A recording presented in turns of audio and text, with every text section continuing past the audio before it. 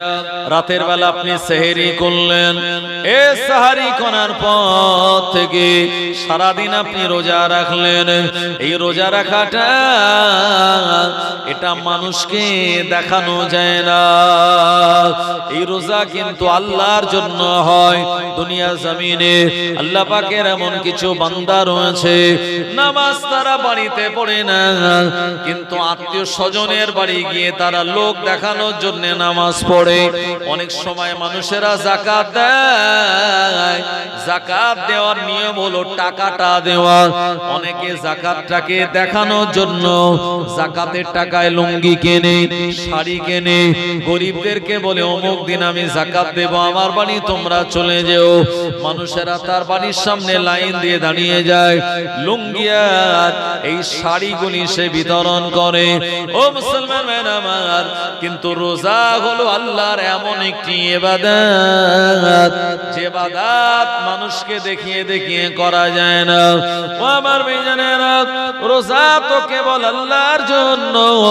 এইজন্য যারা রোজাদার, আল্লাহর নবী বললেন রোজা রাখার কারণে, ক্ষুধার কারণে তাদের পেটের ভিতর থেকে একটা দুর্গন্ধ মুখ দিয়ে বার হয়, যে দুর্গন্ধটা ক্ষুধার জন্যই হয়। আর এটি আমার আল্লাহ রাব্বুল আলামিনের কাছে মিশকে আম্বারের থেকে আরো বেশি সুগন্ধি। আরো জোরে বলেন সুবহানাল্লাহ। ও জওয়ানেরা, যুবকেরা, এ রমজানুল মুবারক মাসের রোজাকে আমার আল্লাহর হাবিব তিন ভাগে ভাগ করেছেন। নবীজি বলেছেন আউয়ালুহা রাহমাতুন, 1 থেকে 10টা রোজা হলো রহমতের রোজা। এই রোজাগুলি যারা আদায় করবে আমার আল্লাহর পক্ষ থেকে তারা রহমত প্রাপ্ত হয়ে যাবে। ওয়া আওসাতুহা মাগফিরাতুন, 11 থেকে 20টা রোজা হলো আমাদের জীবনের গুনাহ সমূহ ক্ষমা হওয়ার রোজা, মাগফিরাতের রোজা। 11 থেকে 20টা রোজা রাখার কারণে আমার আল্লাহ আমাদের জীবনের গুনাহগুলি পুড়িয়ে সারখার করে দেন। ও আমার ভাইজানেরা, আল্লাহ নবী বললেন ওয়া আখিরুহা ইতকু মিনান নিরান, আর 21 থেকে 30টা রোজা হলো জাহান্নামের ভয়াবহ আযাব থেকে নাজাতের রোজা। ও নবীর উম্মত উম্মাতানিরা, আল্লাহ নবী শুনিয়ে দিলেন রোজাদারের জন্য দুটি আনন্দ। as-সাওমু লি ফারহাতাইন, একজন রোজাদারের জন্য দুটি আনন্দ। 1 নম্বর আনন্দ হলো ইফতারের সময় আনন্দ, আর 2 নম্বর আনন্দ হলো কিয়ামতের মহাময়দানে আমার আল্লাহর সঙ্গে দিদার। জোরে বলেন। যারা রোজা রাখে ইফতারের আগে তাদের আনন্দ হয় কি হয় না? বাচ্চারা তো আরো বেশি আনন্দ করে যে আজকে ইফতার করব, রোজা রেখেছি আজকে সারাদিন। এই প্রচন্ড গরমের রোজা, যদিও আগামী 10 বছর আমাদের জন্য আরাম হবে, আমাদের রোজাগুলো সব ঠান্ডা রোজা, কি খুব আরামের রোজা আগামী 10 বছর। এটা বয়স্ক মানুষদের জন্য বিরাট একটা নেয়ামত যে আগামী 10 বছর আমাদের কম বেশি পিপাসা একটু কমই লাগবে। কথা ঠিক কি না আমার ভাইজানেরা? এখন ফাল্গুন মাসে রোজা, এরপরে সামনে বছরে আবার ফাল্গুন মাস, তারপরে মাঘ মাসে চলে যাবে 2 বছর মাঘ মাস, তারপরে আবার চলে গেল পৌষ মাসে। এই করতে করতে এমন একটা 10টা বছর কম বেশি আমাদের কাছে একেবারে শান্তির রোজা আল্লাহ এনে দিয়েছেন। একটু সুবহানাল্লাহ বলেন আমার ভাইজানেরা। তো যারা প্রকৃত রোজাদার, ইফতারের পূর্ব মুহূর্তে তাদের ভিতরে একটা আনন্দের জোয়ার বয়। আর যারা সারাদিন রোজা না করে ইফতার করে তাদের ব্যাপার আলাদা, কারণ তারা ওই আনন্দটা পায় না। অনেকে আছে না এই রোজার মাসে ইফতারের মজলিস হয়, হ্যাঁ, দেখা গেল নেতা কাতা যারা আছে পার্টির লোকে সব দাওয়াত দিল, বা অনেক জায়গায় দেখা গেল পার্টির তরফ থেকে ইফতারের মজলিস, আর সে জায়গায় নেতা কাতা অনেকেই আসলো, হ্যাঁ, অনেক বেধর্মী গায়ের কমও আসে, তারা টুপি টুপি মাথায় দিয়ে মুসলমানদের মতো ইফতার করার জন্য বসে গেল, তারা বিন্দু মাত্র আনন্দ পায় না। কিন্তু প্রকৃত যারা রোজাদার তারা কিন্তু এই আনন্দটা পায়। আর প্রকৃত রোজাদার যে, সে কিন্তু হালাল জিনিস ইফতার করবে। কথা ঠিক কি না? অনেক জায়গায় হয় না রোজার মাসে, অমুক দল, অমুক পার্টি, অমুক সংগঠন এই সেই তারা ইফতার দিচ্ছে। আমার ভাইজানেরা, কিন্তু আপনি রোজা রেখেছেন আল্লাহর জন্য, ইফতারটাও যদি আপনার ভিতরে হালাল যায় তো এটার একটা স্বাদ মজা অনেক বেশি আলাদা। আমার ভাইজানেরা, ও জওয়ানেরা, যুবকেরা, আল্লাহর নবী বললেন as-সাওমু লি ফারহাতাইন, রোজাদারের জন্য দুটি আনন্দ। এক নম্বর আনন্দ হলো ইফতারের সময় আনন্দ, আর দ্বিতীয় নম্বর আনন্দ হলো কিয়ামতের মহা ময়দানে আমার আল্লাহ রোজাদার বান্দা বান্দীদের জন্য আরশে পাকের ঠান্ডা ছায়ার ব্যবস্থা সেদিন করে দেবেন। এই জায়গাতে শুধুমাত্র যারা রোজাদার তারাই জায়গাটা পেয়ে যাবে। রোজাদার যারা কিয়ামতের মহা ময়দানে কঠিন সূর্যের তাপ আমার আল্লাহ তাদের মাথায় লাগাবেন না। কিয়ামতের মহা ময়দানটা ঈমানদার মুমিন মুসলমানের জন্য কিয়ামতের একটা দিন হবে এক ওয়াক্ত নামাজের মতো, আর যারা বেঈমান বেদিন কাফের তাদের জন্য কিয়ামতের ময়দান হবে 50,000 বছরের মতো লম্বা। মুমিন মুসলমানের জন্য কিয়ামতের দিনটা হবে আল্লাহ ছোট করে দেবেন এক ওয়াক্ত নামাজের মতো। আসর থেকে মাগরিব কত সময় ভাই জানেন? 2 ঘন্টা। মাগরিব থেকে এশা 2 ঘন্টা, আসর থেকে মাগরিব 2 ঘন্টা না, ঘন্টার। এই একজন মুমিনের জন্য কিয়ামতের দিনটা হবে এত অল্প সময়, আর বেঈমান বেদিনদের জন্য 50,000 বছরের মতো লম্বা। ভাবতে পারেন? তবে যারা ঈমানদার রোজাদার তারা যতই অল্প সময় কিয়ামতের দিন উঠুক আল্লাহ তাদের মাথাতে ওই আরশের ঠান্ডা ছায়া দিয়ে দেবেন। এই আরশ মানে যেটি আল্লাহর আরশ। আল্লাহ পাক শুনিয়েছেন, ইন্না রাব্বাকুমুল্লাহুল্লাযী খালাকাস সামাওয়াতি ওয়াল আরদা ফি সিত্তাতি আইয়াম সুম্মা ইসতাওয়া আলাল আরশ। আল্লাহ বলেছেন, আমি আল্লাহ নিশ্চয়ই আসমান জমিনকে আমি 6 দিনে বানিয়েছি। সুম্মা ইসতাওয়া আলাল আরশ, তারপরে আমি আমার আরশের উপরে সমাসীন হয়েছি। ও আমার ভাইজানেরা, অনেকে বলে আমার আল্লাহ সব জায়গায়, বলে কি বলে না? আল্লাহ কোথায়? সব জায়গায়। না না না, এটা ভ্রান্ত ধারণা, আকীদায় তা বলে না। আল্লাহ পাক সব জায়গায় নয়, আল্লাহ পাক নিজেই বলেছেন আমার নির্ধারিত থাকার জায়গা কোথায়? সুম্মাস্তাওয়া আলাল আরশ, আরশের উপরে। কিন্তু আল্লাহর কুদরতি ক্ষমতা সব জায়গায়। আপনি কিতাবের নাম বলছি, আকায়েদে নাসাফি, লিখেছেন কে? ইমামে আজম আবু হানিফা রাহমাতুল্লাহ আলাইহি। 80 হিজরিতে জন্মগ্রহণ করেছিলেন, 150 হিজরিতে দুনিয়া থেকে বিদায় নিয়েছিলেন। 70 বছর হায়াত আল্লাহ তাআলাকে দিয়েছিলেন। এই 70 বছর জিন্দেগিতে 30 বছর নফল রোজা রেখেছেন। বছরে কদিন রোজা রাখা হারাম? জোরে বলেন। 5 দিন। এই 5 দিন বাদ দিয়ে দুটো ঈদের দিন আর বকরা ঈদের পরে আরো 3 দিন, এই 3 দিন রোজা রাখা হারাম। আর দুটো ঈদ, তাহলে 3 আর 2 5 দিন। কেউ যদি বলে না বকরিদ হয়ে গেল আজ থেকে রোজা শুরু করব, শরীয়ত বলে দিয়েছে ওই বকরিদের পরেই যদি কেউ রোজা রাখা শুরু করে তার আমলনামায় গুনাহ লেখা হবে। কারণ এই বকরা ঈদের যে কোরবানির গোশত, এটা একটা আল্লাহ তাআলার পক্ষ থেকে নেয়ামত প্রাপ্ত গোশত, আর এই গোশতের স্বাদ মজা টেস্ট অনেক আলাদা। আপনি যত দামি কসাইয়ের কাছ থেকে গোশত আনেন না কেন, তার মজা স্বাদ যা, তার থেকে অনেক বেশি মজা স্বাদ কিন্তু কোরবানির এই গোশতটা। এটা আপনি নিয়ত করে যদি খান তো আল্লাহ আপনার জীবনের বড় বড় রোগটাও ভালো করে দিতে পারে। এজন্য এই কোরবানির গোশতটা যাকে তাকে দেওয়া যাবে না। আমার ভাইজানেরা, ও জওয়ানেরা, যুবকেরা, নবীর উম্মতেরা, এমন করে এই বছরে 5 দিন রোজা রাখা বাদ দিয়ে ইমামে আযম একটানা 30 বছরের নফল রোজা রেখেছিলেন। যিনি টানা 70 বছর জিন্দেগির 40টা বছর এশার ওযুতে ফজরের নামাজ পড়েছিলেন, মানে 40 বছর রাতের বেলা ঘুমায়নি। সুবহানাল্লাহ বলেন। সারা জীবনে 70 বছরে 50 বার পায়ে হেঁটে হজ করেছে। সুবহানাল্লাহ বলেন। কোথায় বাড়ি ছিল তানার? ইরাকের কুফা নগরীতে। আর ওখান থেকে মক্কাতুল মুকাররমা একেবারে কম দূরত্ব নয়, প্রায় 1200 কিলোমিটারের মতো রাস্তা। আমাদের এখান থেকে মক্কাতুল মুকাররমা এই আরব সাগরের উপর দিয়ে যদি যান, তো আরব সাগর দিয়ে গেলে আপনার 5500 কিলোমিটার। আর ওই যে শিহাব চত্তুর কেরলের যে যুবক পায়ে হেঁটে হজে গেল না, 2022 সালে বেরিয়েছিল আর 23 সালে গিয়ে হজ করলো, ওই কেরলের একজন যুবক, ওনার নাম হচ্ছে শিহাব চত্তুর, জোয়ান যুবক। আমাদের এই এলাকার অনেক প্রোগ্রামে এলাকার লোকজনেরা তাকে ইনভাইট করেছিল, যে পায়ে হেঁটে হজ করেছে কত রাস্তা, কারণ সে তো আর আরব সাগরের উপর দিয়ে যায়নি, সে গিয়েছে কেরল থেকে রাজস্থান, খাজা গরিবে নওয়াজের মাজার জিয়ারত করে, ওখান থেকে আপনার পাকিস্তান, ওখান থেকে আফগানিস্তান হয়ে আপনার ইরান হয়ে আপনার দুবাই হয়ে তারপর সৌদিতে প্রবেশ করেছে। এই রাস্তাটা হয়েছিল তার 8583 কিলোমিটার, 8583 কিলোমিটারের মতো রাস্তা।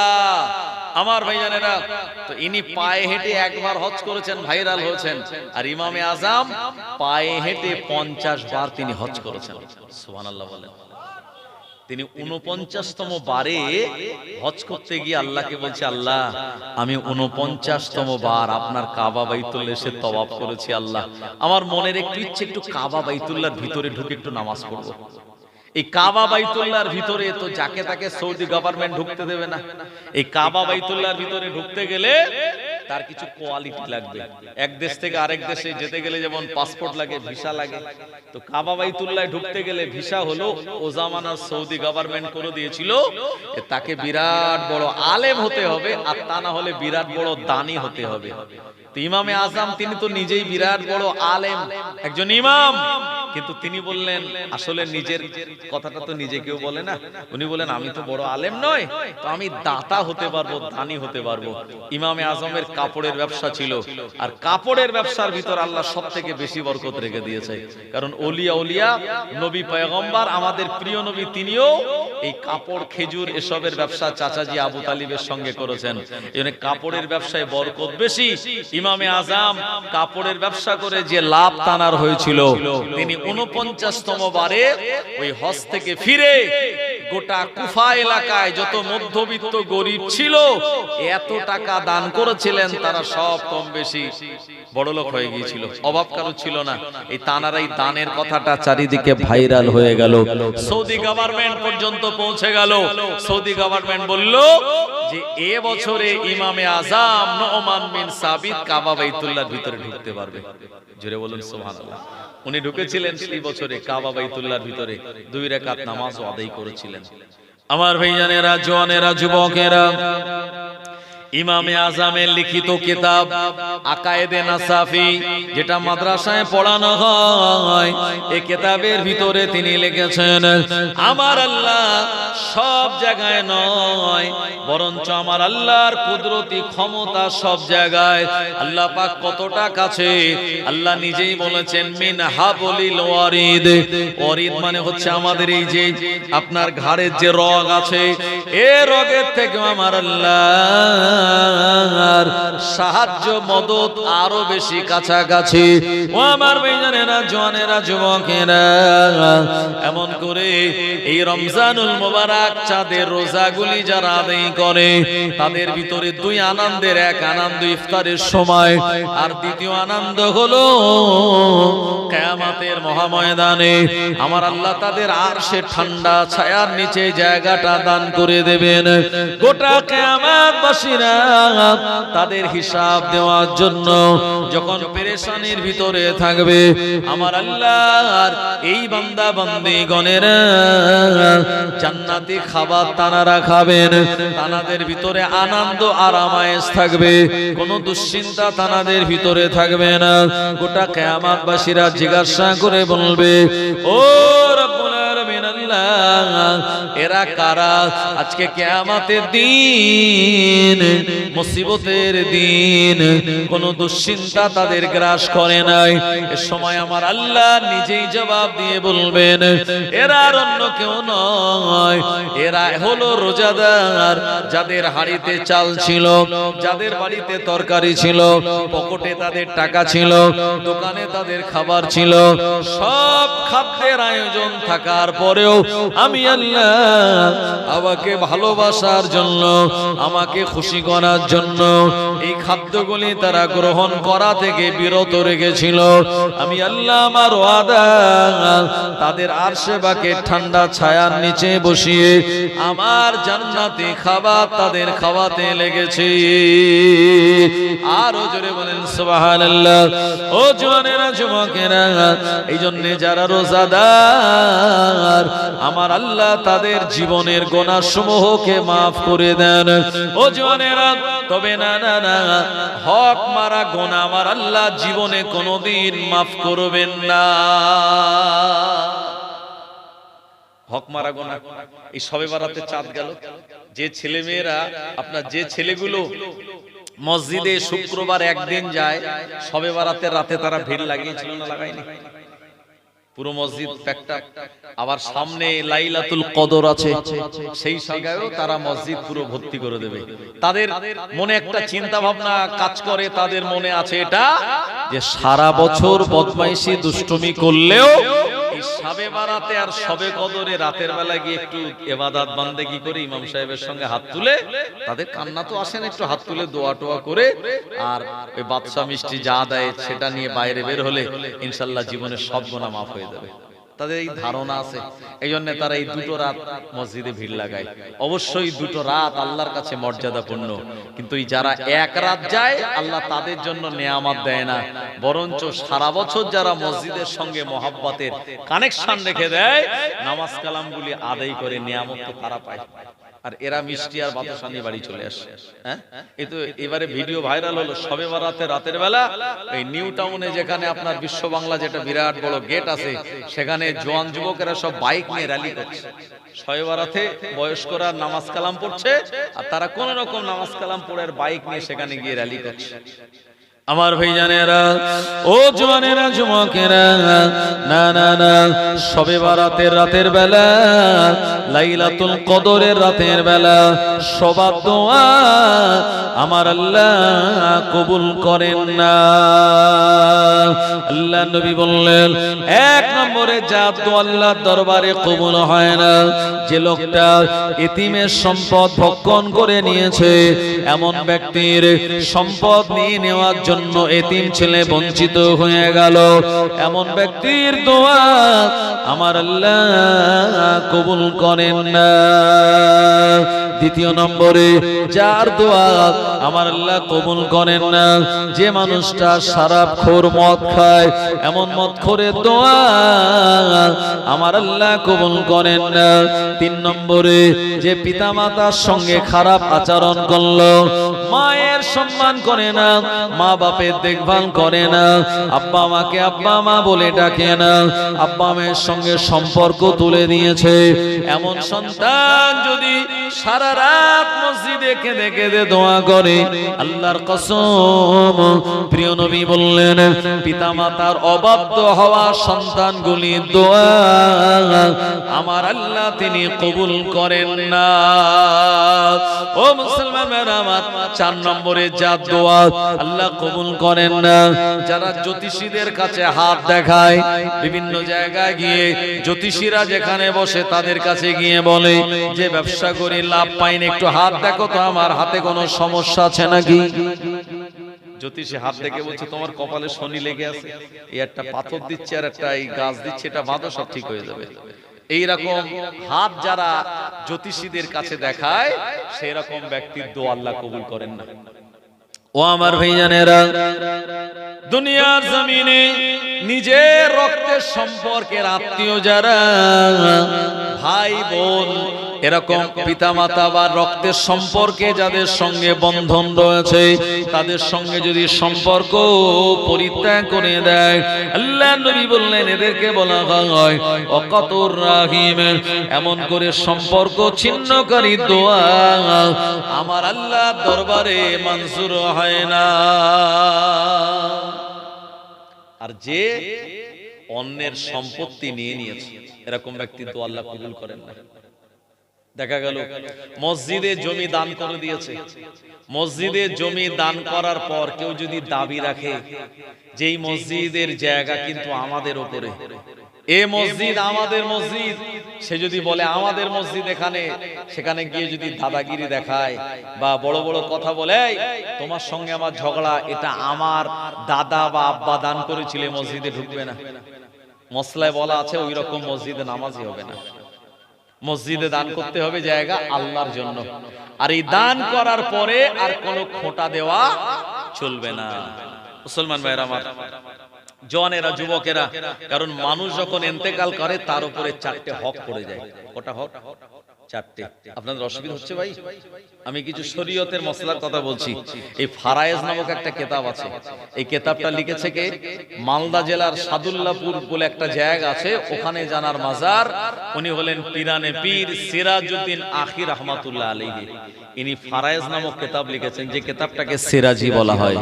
উনি বলেছেন মানুষ ইন্তেকাল করলে তার সঙ্গে চারটে হক জড়িয়ে যায়। এক নম্বর হক হলো, যে মানুষটা ইন্তেকাল করলো এই মানুষটার উপরে হক হলো তার সম্পত্তি থেকে তার দাফন কাফনের ব্যবস্থা করা। কৃপণতা করা যাবে না, আবার বাড়াবাড়ি করা যাবে না, মধ্যবর্তী পন্থা অবলম্বন করে তার দাফন কাফনের আয়োজন করা। কোন ব্যক্তি মারা গেলে তার উপরে সন্তানদের দ্বিতীয় নম্বর হক হলো, এ ব্যক্তিটা যদি কোনো জমি জায়গা বা যদি কোনো ওসিয়ত করে যায় যে আমার জানাজা পড়াবে অমুক হুজুর, আমার জানাজা পড়াবে অমুক মাওলানা, আমি আমার জায়গাটা এই মাদ্রাসাতে দান করে গেলাম, আমি আমার এই জমিটা অমুক মসজিদে দান করে গেলাম, এমন যদি তার ওসিয়ত থাকে, ও আমার ভাইজানেরা, ওই ওসিয়তটাকে পরিপূর্ণ করা সন্তানদের হক, সন্তানদের দায়িত্ব।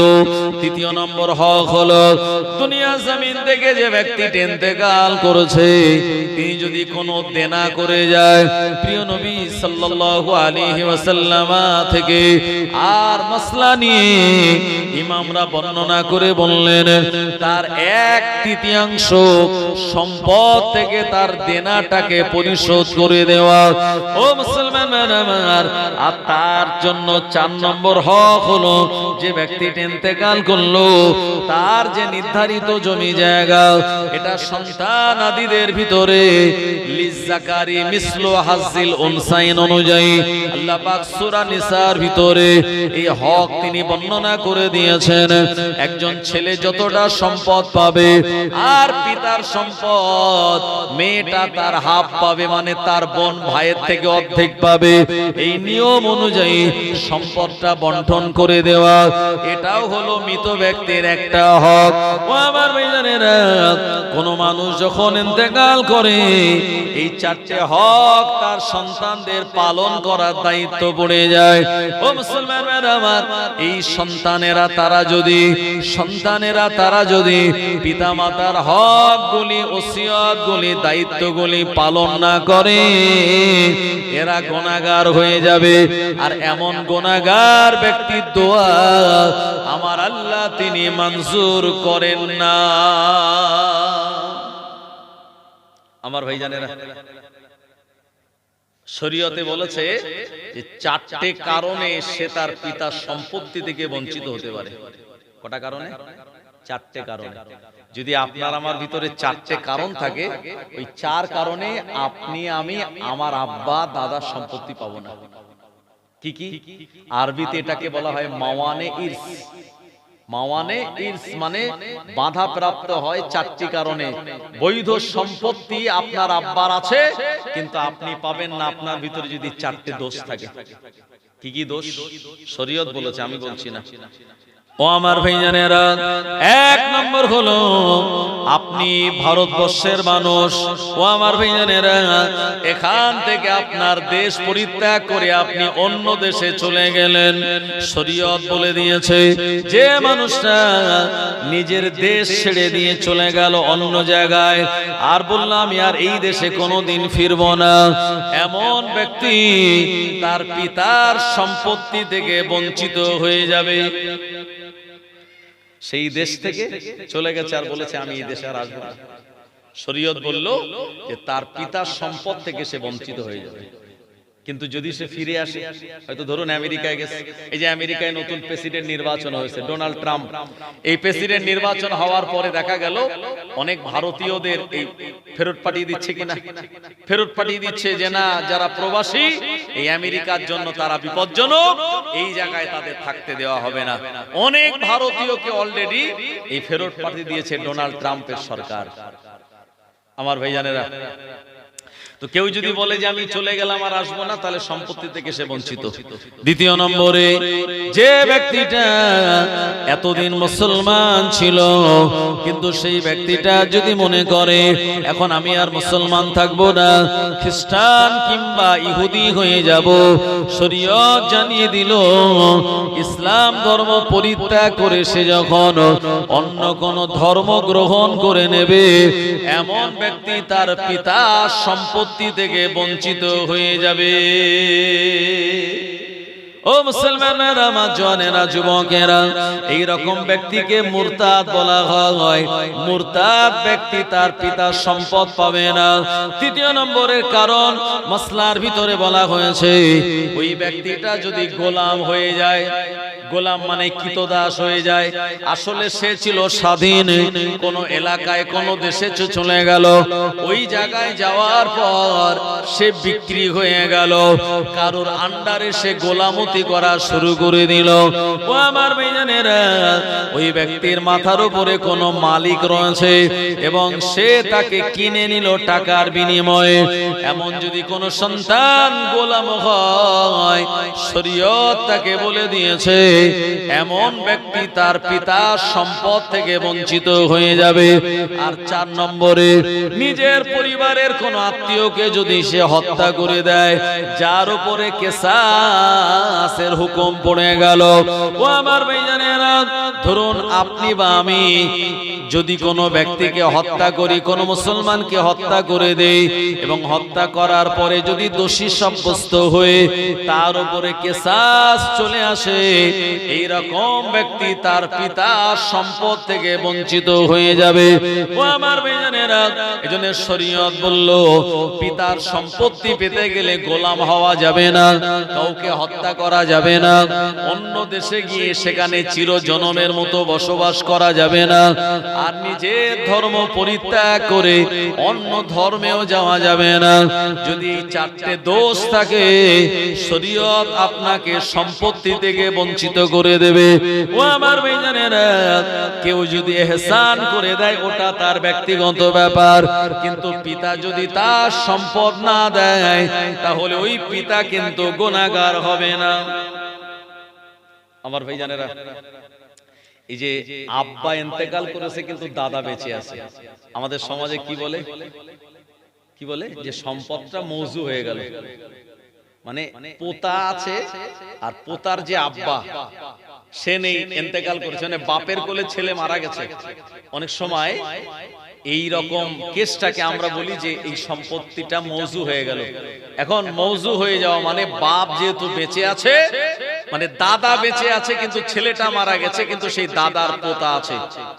শরীয়তে সেই দাদার উচিত হলো যে তার ছেলে যেহেতু মারা গেছে তাই পোতাকে সম্পদটা মোটামুটি বুঝিয়ে দেওয়া, যে তুমি আমার পোতা, আমার ছেলে যেহেতু মারা গেছে আমার আগে, তাই আমি তোমায় সম্পদটা বুঝিয়ে দিলাম। যদি না দেয়, যদি না দেয় তাহলে শরীয়ত কিন্তু ওই দাদাকে ধরবে না এবং তাকে হুকুমও জারি করেনি শরীয়ত যে তোমার এই পোতাটাকে এই সম্পত্তিটা বুঝিয়ে দিতেই হবে। বরঞ্চ যদি দেয় তাহলে ইহসান করলো, এটা অবশ্যই আল্লাহর কাছে ভালো, আর যদি না দেয় তাহলে সে কিন্তু ধরা পড়বে না। কিন্তু নিজের মেয়েকে যদি সম্পদ না দেয় সে ধরা পড়ে যাবে। বড় ছেলেটাকে বেশি করে দেয়নি, আপনার কমিয়ে দিয়েছে, ছোট ছেলেটাকে বেশি করে দিয়েছে, এই জায়গায় সে ধরা পড়বে এবং আল্লাহর কাছে জবাবদিহি করা লাগবে। মুসলমান ভাইরা আমার, ও জওয়ানেরা, যুবকেরা, এইজন্য দুনিয়ার জমিনে আপনার আব্বা যদি ওসিয়ত করে যায়, অমুক জায়গাটা, অমুক সম্পত্তিটা আমি মাদ্রাসায় বা মসজিদে দিয়ে গেলাম, আগেকার মানুষেরা এটা হয়তো রেজিস্ট্রি করে দেয়নি বা আলাদাভাবে কাগজপত্রে রেকর্ড করা নাই। সন্তানের শরীয়ত অনুযায়ী উচিত হলো আমার আব্বা জান যেহেতু ওসিয়ত করে দিয়েছে, ওই আব্বার ওসিয়তটা মানা হলো সন্তানের জন্য ওয়াজিব। ও আমার ভাইজানেরা, ওই সন্তান যদি আব্বা জানের এই ওসিয়তটাকে পালন করে, সন্তান নিজেও নেকি পাবে, সওয়াব পাবে, আর তার আব্বা ওই কবরে জিন্দেগিতে আমার আল্লাহর পক্ষ থেকে বিরাট বড় নেয়ামত প্রাপ্ত হয়ে যাবে। কিন্তু না না না, আব্বা জানের দান করে দেওয়া, আব্বা জানের সদকা করে দেওয়া, ওই সম্পত্তি যদি সন্তান পরবর্তী সময় না দেয় কিংবা নিজের আয়ত্তে রাখতে চায়, তাহলে সে শরীয়তের ওয়াজিব নামক একটা বিরাট বড় হুকুমকে সে অমান্য করলো। এই ওয়াজিব নামক হুকুম অমান্য করার কারণে তার উপরে কাবিরা গুনাহ হয়ে যাবে। আর এমন ব্যক্তির পিছনে ইমামতিতে নামাজে দাঁড়ানো মাকরুহ তাহরিমি। সেই লোকটা যদি কোনোদিন ইমামতি করে, তার পিছনে ইক্তেদা করা হলো মাকরুহ তাহরিমি। আমার ভাইজানেরা, জওয়ানেরা, যুবকেরা, এইজন্য 5 ওয়াক্ত নামাজ আমাদের উপরে ফরজ। কিন্তু বলুন তো, যদি কোনো ব্যক্তি অসুস্থ হয়ে থাকে, ইন্তেকালের আগে 1 মাস অসুস্থ ছিল, 1.5 মাস 2 মাস অসুস্থ ছিল, তারপর ইন্তেকাল করেছে, শরীয়তে আপনি আলেম ওলামাদের কাছে যাবেন, তারা বলবে কোচি তোমার আব্বা যে কদিন অসুস্থ ছিল এই 5 ওয়াক্ত নামাজের কাফারাটা দিয়ে দাও। কাফারা কি? 1 ওয়াক্ত নামাজের কাফারা হলো একটা ফিতরা। একটা ফিতরার দাম কত বর্তমানে? 60 টাকা, 55 টাকা, 60 টাকা চলছে। এই একটা ফিতরা হলো 1 ওয়াক্তের নামাজের কাফারা। তো 5 ওয়াক্ত নামাজের কাফারা এই 5টা হওয়া দরকার, কিন্তু না, শরীয়তের মসলা হলো আপনি যখন আপনার আব্বার না পড়া নামাজের কাফারা দেবেন, তখন 5 ওয়াক্তের দিলে হবে না, আপনাকে তখন 6টা করে কাফারা দিতে হবে। 6টা করে, বুঝে আসছে ভাই? 6টা করে কেন দেবেন? আপনি বলেন হুজুর নামাজ তো ফরজ, আপনার ফজর, জোহর, আসর, মাগরিব, এশা, 6টা কেন দিতে হবে? কারণ এশার নামাজ আছে কি বেতের ওয়াজিব, ওই ওয়াজিব নামাজের জন্য আরো একটা কাফারা আপনায় বেশি করে দিয়ে টোটাল 6টার হিসাব করে দিতে হবে। তাহলে ওয়াজিবের গুরুত্ব আছে না নাই? আমরা যে এই রমজান শেষ করে যে 2টি নামাজ পড়ব, আপনার একটি হলো ঈদুল আজহা আর একটা ঈদুল ফিতর। ঈদুল ফিতর হচ্ছে রমজানের পরের দিন, যেদিন শেষ হবে, আর ঈদুল আজহা হলো এই ঈদুল ফিতরের নামাজ যেদিন পড়ব তার ঠিক 2 মাস 9 দিন পর, মানে জিলহজ চাঁদের আমরা 10 তারিখে ঈদুল আজহার নামাজ পড়ি। এই ঈদের নামাজটা কি সুন্নাত না ওয়াজিব না ফরজ? একটু বলবেন কেউ? এটা হলো ওয়াজিব।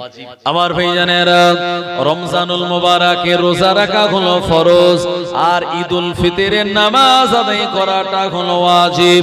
এজন্য প্রিয় নবী বললেন, যারা রমজানুল মুবারক মাসে রোজাগুলি আদায় করলো, এ রোজা আদায় করার পর আর ঈদের নামাজ আদায় করলো না বা ঈদুল ফিতরের নামাজে যোগদান করলো না, ইচ্ছাকৃত ছেড়ে দিল, ঈদুল ফিতরের ওয়াজিব নামাজ না আদায় করার কারণে তার কিন্তু বিরাট কাবিরা গুনাহ হয়ে যাবে। ও আমার ভাইজানেরা, প্রিয় নবী জানিয়ে দিলেন, রমজানের রোজা রাখার পর ঈদুল ফিতরের নামাজ যারা আদায় করে নেবে, আমার আল্লাহ তাদেরকে ওই রকম বেগুনাহ মাসুম বানিয়ে দেবেন, যেমন কিনা কোনো বাচ্চা ভূমিষ্ঠ হয় মায়ের গর্ভ থেকে, তার নামায় আমলে যেমন কোনো গুনাহ থাকে না, ঈদুল ফিতরের ওয়াজিব নামাজ আদায় করার পর আমার আল্লাহ তানাকে এরকম বেগুনাহ মাসুম বানিয়ে দেন। ওয়াজিব হলো একেবারে আপনার ফরজের কাছাকাছি, এজন্য ওয়াজিব আদায় করাটা বিরাট বড় গুরুত্বপূর্ণ। এজন্য পিতামাতা যেটা ওসিয়ত করে যাবে, কোন সন্তান যদি পালন না করে, তার ওয়াজিব আদায় না করার গুনাহ, তার আমলনামায় লেখা হয়ে যাবে। ও আমার ভাইজানেরা, এবং তার কারণে তার পিতামাতা কবরের ভিতরে কষ্টের ভিতরে অবস্থান করবেন। ও আমার ভাইজানেরা, প্রিয় নবী বললেন ওই পিতামাতা তো ভাগ্যবান, ওই পিতামাতা তো আল্লাহর কাছে বড় প্রিয়। যে পিতামাতা দুনিয়া জমিনে টাকা পয়সা রেখে যায়ছে এরকম পিতামাতা নয়, সম্পদ রেখে গেল এমন পিতামাতা নয়। যে পিতামাতা দুনিয়ার জমিনে নেক সন্তান ছেড়ে রেখে গিয়েছে, আলেম হাফেজ নামাজি পরহেজগার আল্লাহওয়ালা, ওই নেক সন্তানগুলি পিতামাতার কবরের ধারে গিয়ে যদি দোয়া করে, রব্বির হামহুমা কামা রব্বায়ানি সগীরা, ও রব্বুল আলামিন আল্লাহ, আপনি আমার পিতামাতার প্রতি রহম করুন, যেমন তারা আমাদের ছোটবেলায় লালন পালন করেছিল। ও আমার ভাইজানেরা, প্রিয় নবী বললেন এটাই হলো দুনিয়ার জমিনে রেখে যাওয়া ওই পিতামাতার জন্য সব থেকে মূল্যবান সম্পদ। জোরে বলুন, সব থেকে মূল্যবান সম্পদ এটা। সন্তান রেখে গেছে আলেম হাফেজ মাওলানা, এটা সব থেকে দামি পিতামাতার জন্য। সম্পত্তি টাকা রেখে গিয়েছিল ব্যাংকে, জমি জায়গা আছে, এটা তো ভাগ বটোয়ারা করে নেবে অনেকে, কিন্তু নেক সন্তানের গুরুত্ব বিরাট বেশি। কিন্তু দেখা যায় আমরা যদি সেই পিতামাতার ওসিয়ত হক আদায় না করি, আমি তো গুনাহগার হলাম, সেই সঙ্গে সঙ্গে যারা বিদায় নিয়েছে তাদেরকেও কষ্টের ভিতরে রাখলাম। আমার ভাইজানেরা, ও নবীর উম্মত উম্মাতানিরা, ইমামে গাজ্জালী রাহমাতুল্লাহ আলাইহি তানার কিতাবের ভিতরে তিনি বর্ণনা করে বললেন, এ দুনিয়ার জমিনে যখন লাইলাতুল কদর আসে, আমার আল্লাহ রাব্বুল আলামিনের কাছে রূহগুলি অনুমতি চায়, আল্লাহ একবার আপনি আমাদের অনুমতি দিন, আমরা আমাদের প্রিয়জনদের কাছে যাব। ইমাম গাজ্জালী রাহমাতুল্লাহ আলাইহি বলেন, যারা ভালো রূহ, যারা নামাজি ছিল দুনিয়ায়, আল্লাহওয়ালা ছিল যারা, পরহেজগার যারা ছিল, এমন নেক রূহ দিগকে আমার আল্লাহ অনুমতি দেন লাইলাতুল কদরের রাতের বেলা তানারা চলে আসেন পরিবারের মানুষজনের কাছে। এ সময় তানারা পরিবারের মানুষদের নামাজি পরহেজগারিতা কোরআন তেলাওয়াত করা অবস্থায় দেখে তানারা খুশি হন, এবং সন্তানাদি তেলাওয়াত করা আর সন্তানাদি নামাজ পড়ার কারণে ওই পিতামাতার মনটা খুশ হয়ে যায়। ও আমার ভাইজানেরা, ওই পিতামাতারা এ দুনিয়া জমিনে এসে রুহানি হালাতে তাদের সন্তানের জন্য দোয়া করে, কিন্তু যদি কোনো সন্তান তার আব্বা আম্মার বিরোধী জায়গায় চলে, বিরোধিতার রাস্তায় চলে, তাদের কথাকে মান্যতা না দিয়ে উল্টো রাস্তায় চলে, ও আমার ভাইজানেরা, ওই পিতামাতার আত্মার রূহগুলি তখন কষ্ট পায়। ও আমার ভাইজানেরা, এজন্য সদা সর্বদা প্রিয় নবী বললেন, দুনিয়ার জমিন থেকে আব্বা মা চলে যাওয়ার পরেও হক থেকে যায়। তার অন্যতম হক হলো ওসিয়ত পালন করা। দ্বিতীয় নম্বর হক হলো আপনার আব্বা মা যাদের সঙ্গে মিশত, যাদের সঙ্গে বন্ধুত্ব ছিল, আপনি তাদের সঙ্গে সুসম্পর্ক বজায় রাখবেন, তাদের কাছে গিয়ে ভালো মন্দ জিজ্ঞাসা করবেন, তাদের কিছু হাদিয়া দেবেন। আপনি আমার আব্বার বন্ধু ছিলেন, আপনার সঙ্গে আমার আব্বার ভালো মহব্বত ছিল, আমি সন্তান হয়ে আমার আব্বার বন্ধু হিসাবে আপনি এত সম্মান বা হাদিয়া দিলাম, আপনার ভালো মন্দ আমি জিজ্ঞাসা করলাম, বা আপনার সঙ্গে আমি সম্পর্ক রেখে দিলাম। প্রিয় নবী বললেন, এটার দ্বারাও পিতা মাতার হক আদায় হয়ে যায়। আপনার মা যদি ইন্তেকাল করে, ওই মায়ের একটু খেদমত করার মন আপনার চায়, কিন্তু না না না, মা তো নাই, মায়ের বোন খালাম্মার কাছে চলে যান, ওই খালামার পায়ে আপনি হাত দিন, খালামার পায়ে কদম বুচি করুন, তাকে শাড়ি হাদিয়া দিন, টাকা পয়সা হাদিয়া দিন।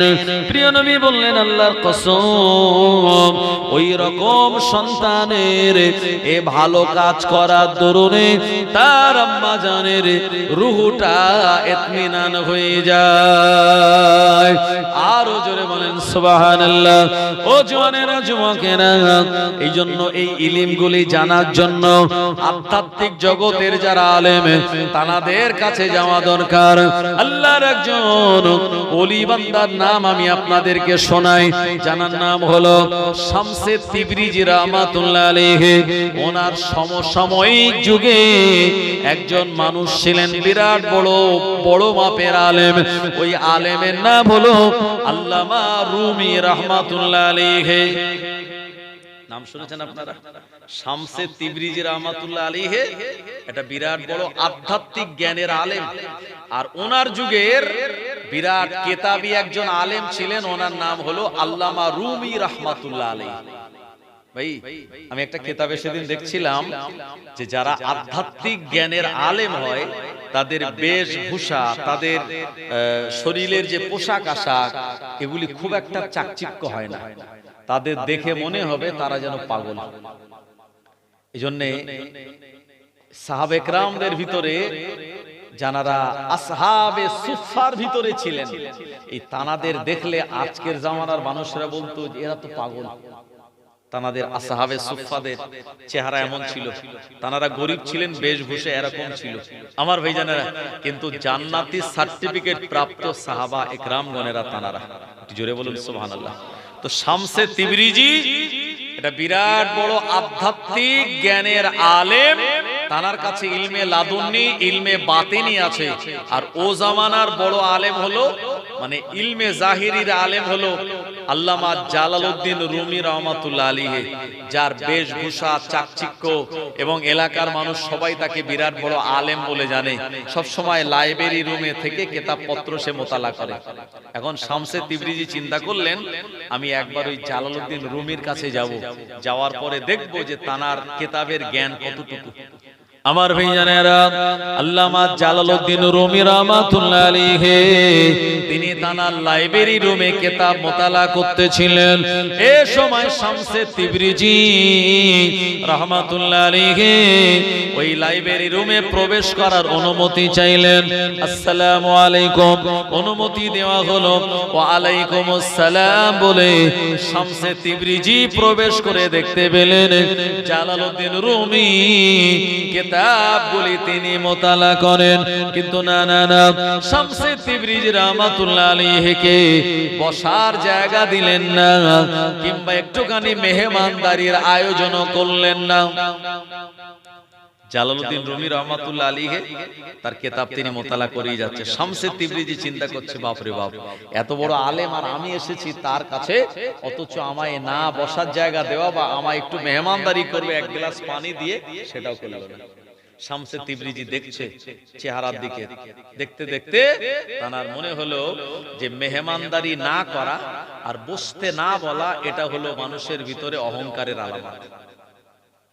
আপনার বাড়িতে কুটুম এসছে, আত্মীয় এসছে, আপনাকে এসে বলল আসসালামু আলাইকুম, আপনি বললেন ওয়ালাইকুম আসসালাম, এই পর্যন্ত বলি যদি শেষ হয়, যদি বসার জায়গা না দেন, মেহমানদারি না করেন, ওই কুটুমটা বলবে কিনা যে ভাই লোকটার না বিরাট গোমর, বিরাট অহংকার, আল্লাহ দুটো টাকা দিয়ে আমারে মানুষ বলে দাম দিল না। লোকটা ওখান থেকে মন খারাপ করে চলে যাবে কি যাবে না? আমার ভাইজানেরা, এই মেহমানদারি না করানোর জন্য ইব্রাহিম আলাইহিস সালাম তার পুত্রবধূকে, তার ছেলেকে বলেছিলেন তোমার ঘরের চৌকাঠটা পাল্টে নেবে। বলেছিলেন না বলেননি?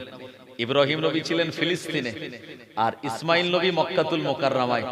86 বছর বয়সে সন্তান পেয়েছেন, তার প্রতি টান তো থাকবেই একটা বিরাট। এই 86 বছর বয়সে পাওয়া সন্তান যখন মক্কার জমিনে আস্তে আস্তে বড় হয়েছে, বনু জুরহাম গোত্রের একটা মহিলাকে বিয়েও করেছে। ইব্রাহিম নবী শুনেছেন, কিন্তু বৌমাকে এখনো চোখে দেখেননি।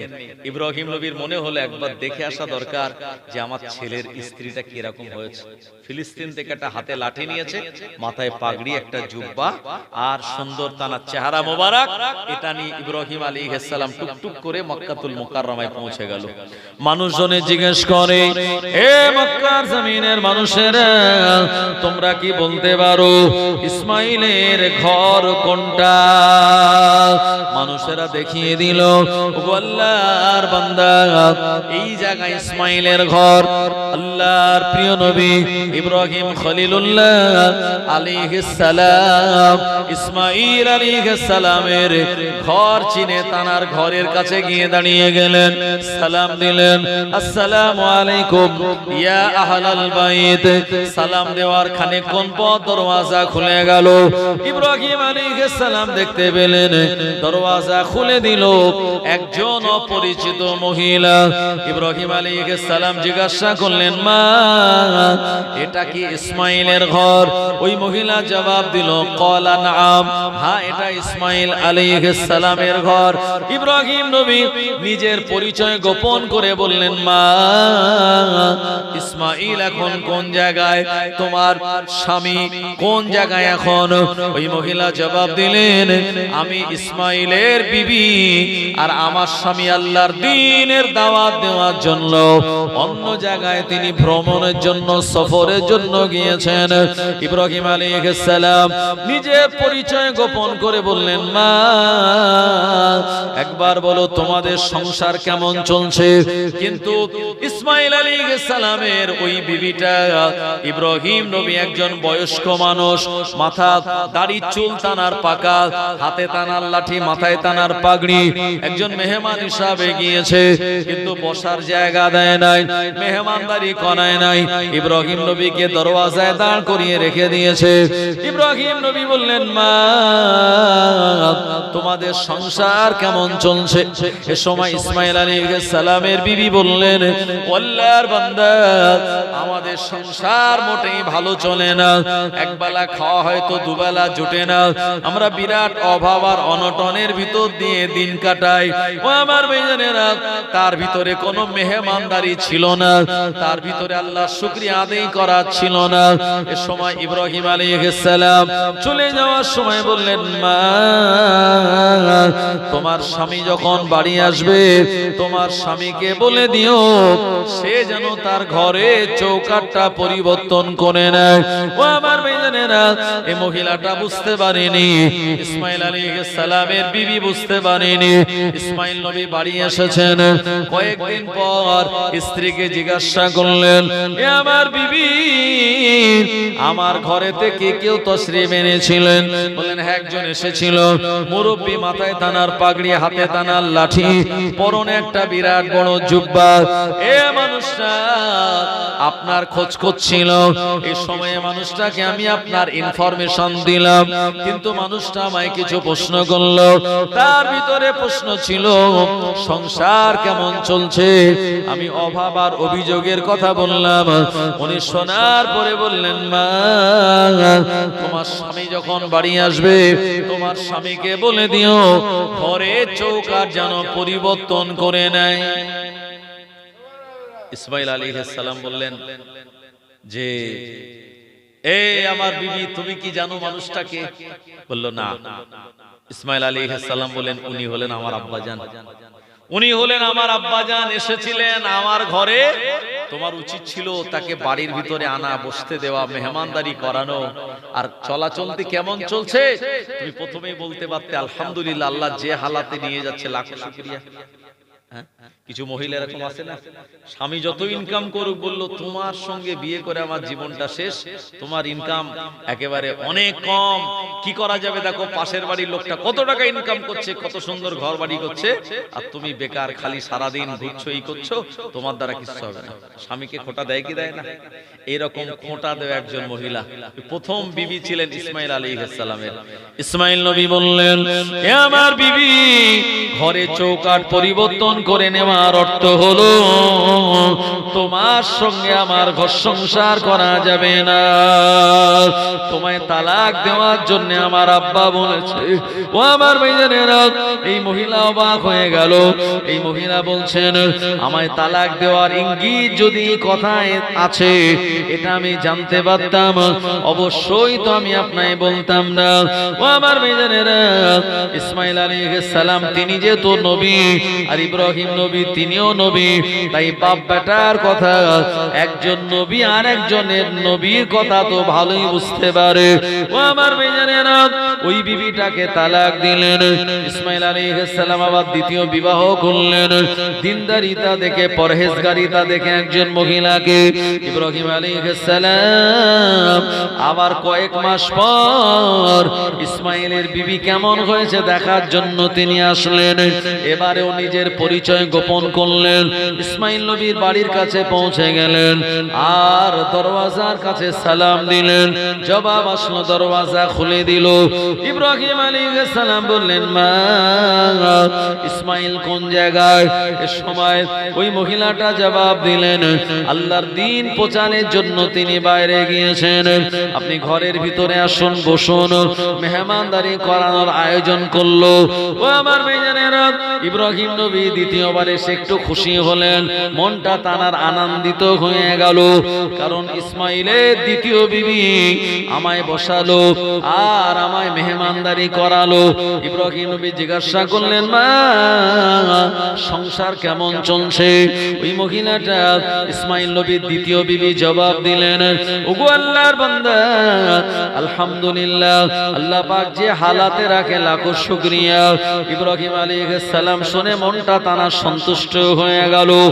আর চলে যাওয়ার আগে বললেন, মা তোমার স্বামী বাড়ি আসলে বলবে তোমার স্বামী যেন ঘরে চৌকাঠটাকে অপরিবর্তিত রাখে, ঠিক রাখে। ইসমাইল আলাইহিস সালামের ঘর থেকে বিদায় নিলেন। ইব্রাহিম নবী চলে যাওয়ার কয়েকদিন পর ইসমাইল আলাইহিস সালাম ঘরে আসলেন। বিবিকে জিজ্ঞাসা করলেন, বিবি সব জবাব দিয়ে দিল। ইব্রাহিম নবীর আগমনের কথা জানালো। ইসমাইল আলাইহিস সালাম বললেন, বিবি তুমি কি জানো ওই মুরব্বী মানুষটাকে? ইনি আর অন্য কেউ নন, ইনি হলেন আমার আব্বাজান ইব্রাহিম খলিলুল্লাহ। কি বলে গেল? বলল, আপনার আব্বা বলেছে চলে যাওয়ার আগ মুহূর্তে আপনি যেন আপনার ঘরে চৌকাঠটা ঠিক রেখে দেন। ইসমাইল নবী বললেন, আমার বিবি, এর অর্থ হলো আমি যেন সারা জীবন তোমার সঙ্গে ঘর সংসার করে যাই। একবার প্রাণ খুলে বলুন সুবহানাল্লাহ। এই দুনিয়াতে যারা দিনদার বিবি পেয়েছে দুনিয়াটা তাদের সুখের হয়ে গেছে। আর যারা দুনিয়াদার বিবি পেয়েছে তাদের দেখবেন মাসে মাসে বলবে চলো একটু শপিং মলে যাই, চলো একটুখানি মার্কেটিং করতে যেতে হবে, চলো একটু দীঘা থেকে ঘুরে আসি, এই যে জানুয়ারি ডিসেম্বর আসলো চলো একটু সবাই পিকনিক করতে যাচ্ছে, একটু পিকনিক থেকে ঘুরে আসি। হ্যাঁ, বলবে কি বলবে না? আর যদি না নিয়ে যান তো অশান্তি শুরু হয়ে যাবে। যাবে কি যাবে না আমার ভাইজানেরা? এই জন্য মেয়ে দেখার সময় নবীজি বলেছেন তোমরা বংশ দেখবে, সৌন্দর্য দেখবে, টাকাও দেখবে, আর সঙ্গে দিনদারিটাও দেখো। যদি বংশ না মেলে, টাকা না মেলে, সৌন্দর্য না মেলে, তাহলে দিনদারিটা ছেড়ে দেবে না। ফাসফার বিজাতি দিন, এই দিনদারিটাকেই তোমরা প্রাধান্য দেবে। যারা দিনদার দেখে মহিলাদের বিয়ে করে এনেছে, আল্লাহর কসম তাদের ঘরে শান্তি আসবেই আসবে। এটি আল্লাহর দেওয়া নেয়ামত। জোরে বলেন। আজকে সুন্দরী বিবি নিয়ে অশান্তি, আজকে টাকাওয়ালা বিবি নিয়ে অশান্তি।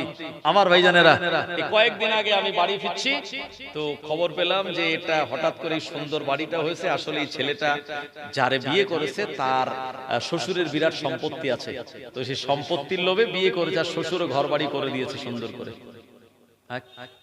হুজুর আসছে, তাকবীর, নারে তাকবীর, নারে তাকবীর। औलादे मुजाद्दिदु ज़मान, औलादे मुजाद्दिदु ज़मान, जनाब पीरजादा बड़ो भाईजान हुजूर केबला, नारे तकबीर। मुजाद्दिदु ज़मानेर हक सिलसिला, मुजाद्दिदु ज़मानेर हक सिलसिला, नारे तकबीर।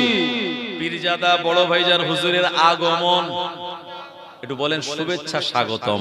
পীরজাদা বড় ভাইজান হুজুরের আগমন, শুভেচ্ছা আর স্বাগতম। পীরজাদা বড় ভাইজান হুজুরের আগমন, শুভেচ্ছা আর স্বাগতম। নারে তাকবীর। আমার ভাইজানেরা, মাশাআল্লাহ, আজকে আপনাদের এখানে ভাইজান হুজুর তিনি চলে এসেছেন, নির্ধারিত সময় চলে আসবেন। একটু প্রাণ খুলে দরুদ শরীফ, আল্লাহুম্মা সাল্লি আলা সাইয়্যিদিনা মাওলানা মুহাম্মদ মুহাম্মাদ ওয়া আলা আলিহি।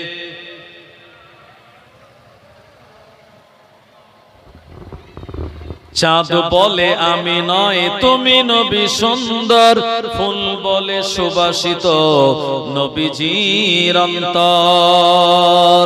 চাঁদ বলে আমি নয় তুমি নবী সুন্দর, ফুল বলে সুবাসিত নবীজির অন্তর। তারাদের দল বলে তুমি প্রিয় দরবে, মেঘ বলে জল হয়ে তুমি নবী সরবে, মানুষের কাছে তুমি রহমের বন্ধন, মানুষের কাছে তুমি রহমের বন্ধন। চাঁদ বলে আমি নয় তুমি নবী সুন্দর, ফুল বলে সুবাসিত নবীজির অন্তর। রোদ বলে খুশি মনে তুমি নবী শান্তির, শেষ করে দিলে তুমি ছিল যত ভ্রান্তি। রাত বলে নূর ছিল রাসূলের দৃষ্টিতে, দিন বলে তুমি সেরা মাবুদের সৃষ্টিতে। আলোময় করে দিলে পৃথিবীর অন্দর, আলোময় করে দিলে পৃথিবীর অন্দর।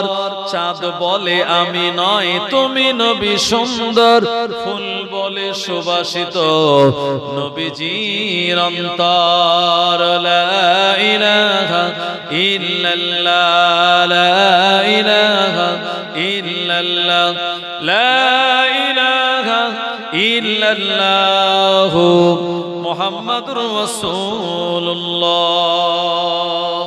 সাল্লাল্লাহু আলাইহি ওয়াসাল্লাম। আমি যে আলোচনা করছিলাম মনে আছে তো আপনাদের, যে শামসে তিবরিজি একজন আধ্যাত্মিক জগতের আল্লাহর ওলি, আর প্রবেশ করেছেন কার লাইব্রেরি রুমে? জালালউদ্দিন রুমি রাহমাতুল্লাহ আলাইহির লাইব্রেরি রুমে প্রবেশ করে সালাম দিয়েছেন, বসার জায়গাও দেয়নি, কোনো মেহমানদারিও করায়নি। শামসে তিবরিজি দেখেই বুঝতে পেরেছে এই আলেমের ভিতরে অহংকার আছে। সব জিনিসের একটা গরম আছে না নাই? পকেটে যদি 50,000 টাকা থাকে না, তো ভাষণ আলাদা হবে। কোমরে যদি একটা দামি পিস্তল গোঁজা থাকে, তো লেকচার তার আলাদা হবে। জি, হঠাৎ করে যদি লটারি কেটে 1 কোটি টাকা পেয়ে যায়, তার চাল চলন কথাবার্তা সব আলাদা হয়ে যাবে। সব জিনিসের একটা গরম আছে। এই মাদ্রাসা থেকে নতুন নতুন পাশ করে আসে যারা, তার একটা গরমে চলে বিরাট, যে এই সবে আলেম হয়েছে আমি। হ্যাঁ, তো এইরকম একটা গরম ওই জালালউদ্দিন রুমির ভিতরে ছিল। গরমটা কিসের? ইলমের অহংকারের গরম। আর ইলমের অহংকারের গরমে তো শয়তান হলো ফেরেশতাদের, ফেরেশতাদের শিক্ষক থেকে শয়তান হওয়ার তার প্রধানতম কারণ হলো কি? অহংকার। আমি আগুনের তৈরি মাটিকে সেজদা করব, ব্যাস এতেই শেষ। আমার ভাইজানেরা, ও নবীর উম্মতেরা, শামসে তিবরিজি রাহমাতুল্লাহ আলাইহি জালালউদ্দিন রুমি যে কিতাবগুলি মোতালা করছিল, ওই কিতাবগুলি টেবিল থেকে দু হাতে করে নিয়ে পাশে একটা কুয়া ছিল, ওই কুয়ার ভিতরে কিতাবগুলি সব ফেলে দিল। যেই ফেলে দিল, সঙ্গে সঙ্গে জালালউদ্দিন রুমি রাহমাতুল্লাহ আলাইহি প্রচন্ড রেগে গিয়ে বললেন, নানান কথাবার্তা বলা শুরু করলেন, গরম মেজাজ দিয়ে বলতে লাগলেন, কে তুমি? আমি তোমায় চিনি না, জানি না। আমি কিতাবগুলি মোতালা করে ইলম অর্জন করছিলাম, কিন্তু আমার সেই কিতাবগুলি নিয়ে তুমি কুয়ায় ফেলে দিলে। অনেক হম্বিতম্বি করলো, অনেক রাগ দেখালো। শামসে তিবরিজি রাহমাতুল্লাহ আলাইহি কোনো কথা বললেন না, সব রাগগুলি তিনি মাথা পেতে সহ্য করে নিলেন। একটা সময় জালালউদ্দিন রুমি রাহমাতুল্লাহ আলাইহি তার মেজাজ যখন একটু হালকা হয়েছে, রাগ একটু ঠান্ডা হলো, শামসে তিবরিজি ওই কুয়ার কাছে গিয়ে বললেন, এ কিতাব, আল্লাহর হুকুমে আমার কাছে চলে আয়। যেই বলেছে, কুয়া থেকে কিতাবগুলো উঠে হাতের উপরে চলে এসেছে, আর ওই কিতাবগুলি নিয়ে জালালউদ্দিন রুমি টেবিলের উপরে খুলে দিয়েছে। যে জায়গায় যে পেজ নাম্বারে পড়ছিল, ওই পেজটা ওপেন করে দিয়েছিল। একবার প্রাণ খুলে বলুন সুবহানাল্লাহ। জালালউদ্দিন রুমি তো দেখে অবাক। আমি কেতাব পড়ছিলাম, কেতাব কেড়ে নিয়ে কুয়ায় ফেলে দিল, সেই কেতাব কুয়া থেকে তুললো, হিসাব অনুযায়ী ভিজে যাওয়ার কথা, কেতাব ভেজেনি, আবার যেখানে আমি পড়ছিলাম পেজ নাম্বার ধরে সেটা খুলে দিয়েছে। শামসে তিবরিজির এমন, এটা দেখে জালালউদ্দিন রুমি সঙ্গে সঙ্গে বুঝতে পেরেছে সর্বনাশ, ইনি যাতায়াত কোনো মানুষ নয়, ইনি নিশ্চিত আল্লাহর একজন ওলি মানুষ। যে বকাবকি, যে রাগারাগি হুজুরকে করেছে, এই কারামাত দেখানোর সঙ্গে সঙ্গে তার রাগ ঠান্ডা।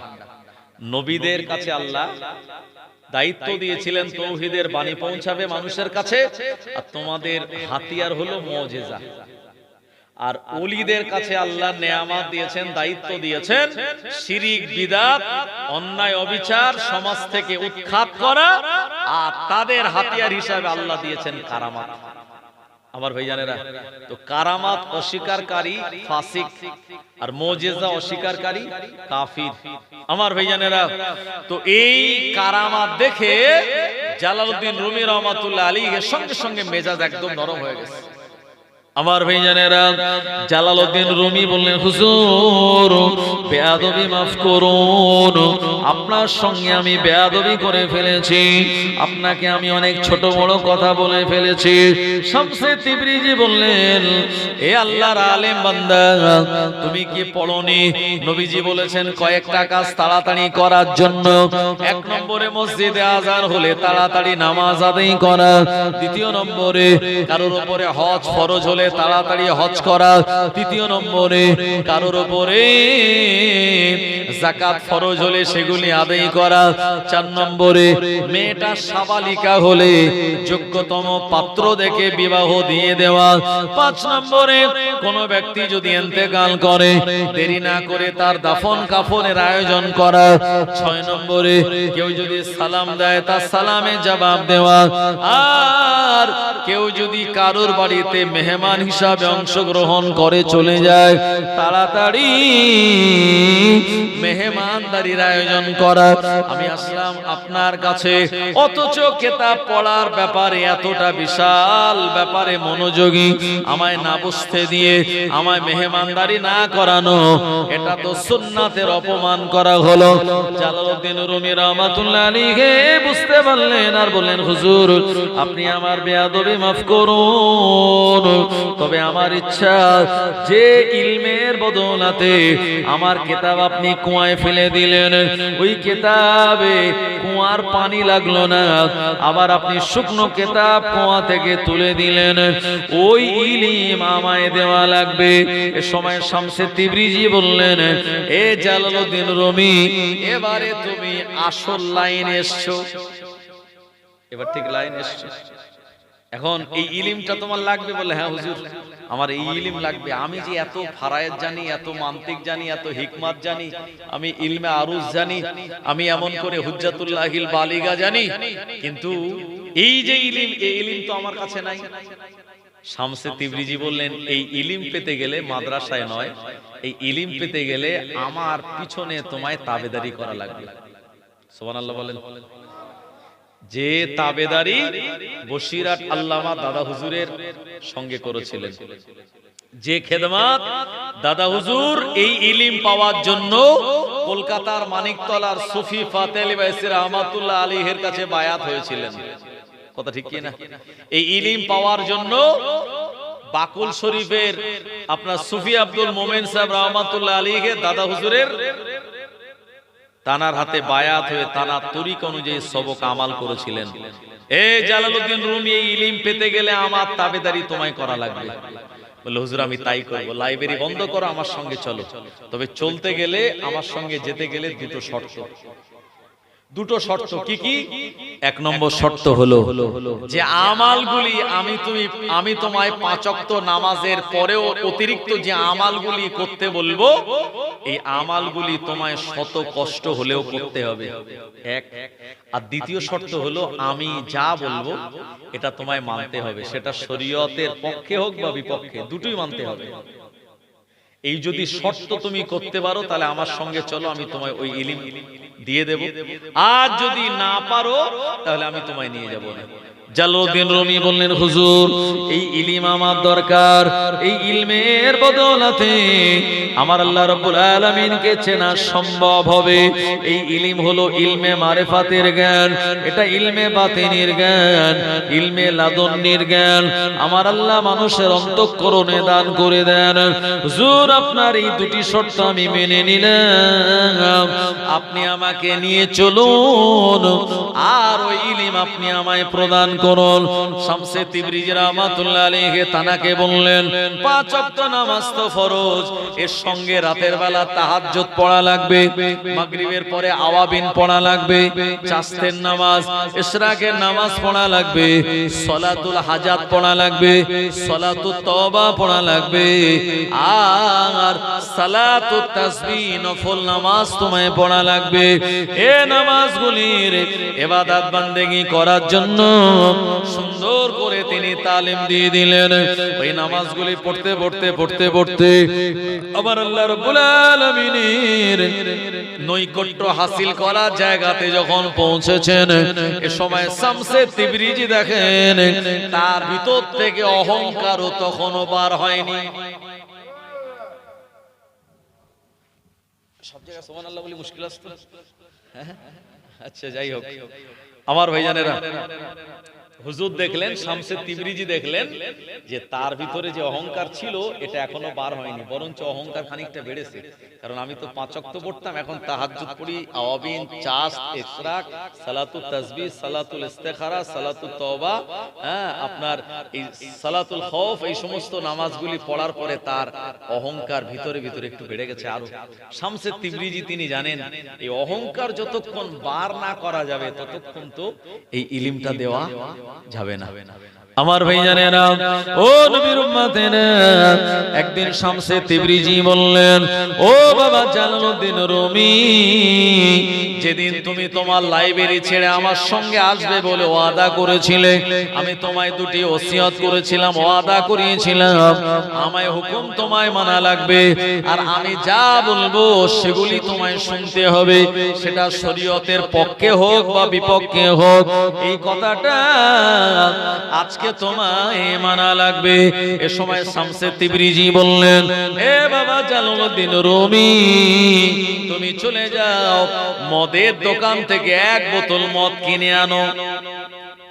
জালালউদ্দিন রুমি তো অবাক হচ্ছে, হুজুর আপনি বলছেন কি? একটু তাকবীর দেন, নারে তাকবীর, নারে তাকবীর। জনাব, না না বসেন বসেন, এটা হুজুরের সঙ্গী, আমার দোস্ত বন্ধু জনাব হযরত মাওলানা ফরোজ আমিন সাহেব, জোরে বলেন না জিন্দাবাদ, নারে তাকবীর।